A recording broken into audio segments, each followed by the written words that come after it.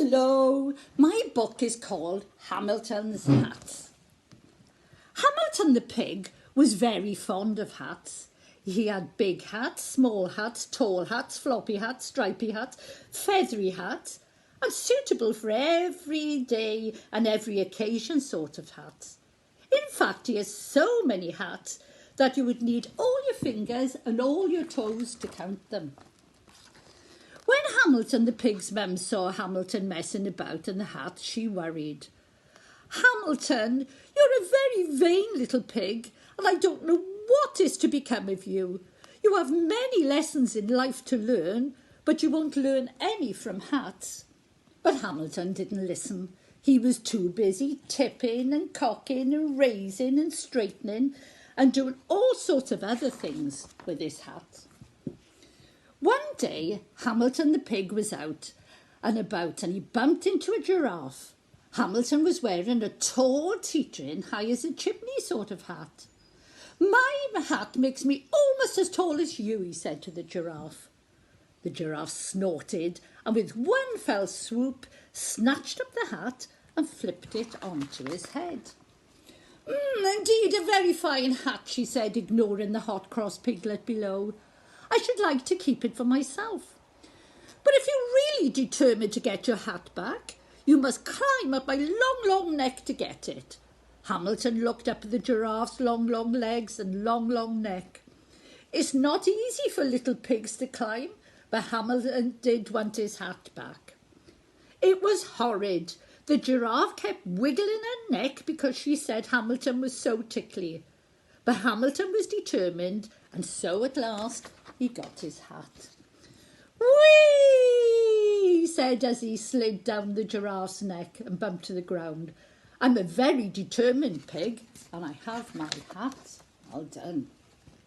The next day, Hamilton was out and about when he came across a crocodile.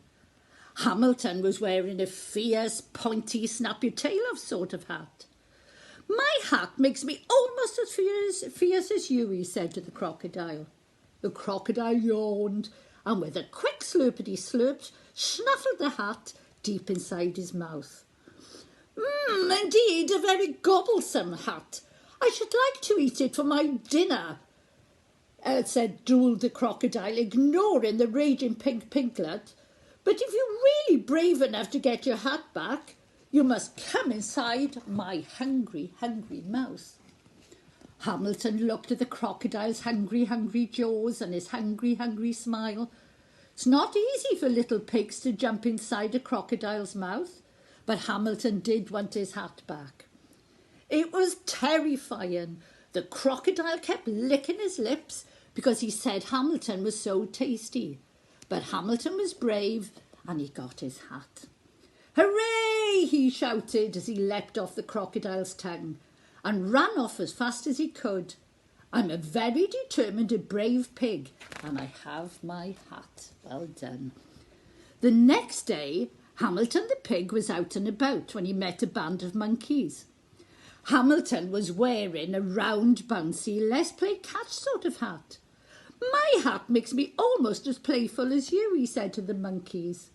The monkeys laughed, and with a quick flick of the tail, one monkey swiped the hat and passed it to his friend. "Indeed, it is a fun hat. We should play with it every day. But if you were patient, you can have it back when we are finished." Hamilton watched the monkeys throw his hat high into the air. It's not easy for little pigs to be patient, but Hamilton did want his hat back, and so he decided to wait. Poor Hamilton, it was boring, and the monkeys played for hours because they said it was fun and they liked teasing Hamilton. But Hamilton was patient, and so in the end he got it back. "At last," and he said goodbye to the monkeys and plodded off. "I'm a very determined, brave and patient pig, and I have my hat." The next day it was cold. Hamilton the pig was out and about as usual when he spied a tiny mouse. Hamilton was wearing a soft, teeny, let's cuddle up sort of hat. "My hat makes me almost as small as you," he said to the mouse. The tiny mouse sniffed and looked up at the hat. A slow, miserable tear rolled down his cheek. "What's the matter?" asked Hamilton. "I'm cold and I have no home, and your hat looks so cuddly and warm. It would be just the thing to curl up inside on a winter's night." "You want to sleep in my hat?" squealed Hamilton. "Oh no," said the tiny mouse. "I couldn't possibly ask you to be so kind and give it to me." Hamilton looked at the mouse as she limped unhappily away. It's not easy for a little pig to be generous, and Hamilton didn't want to give it away really. But he did. It was nice. The mouse kept shaking his hand and saying thank you, she said, because Hamilton was so kind. "Ah, I'm a very determined, brave, patient and kind pig, but I have no hat."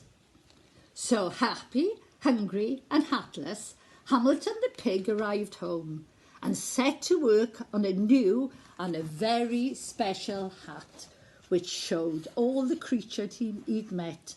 So the crocodile, the monkey, the giraffe and the mouse. Oh, he was a very kind pig. So hwyl fawr pawb. Goodbye. Goodbye.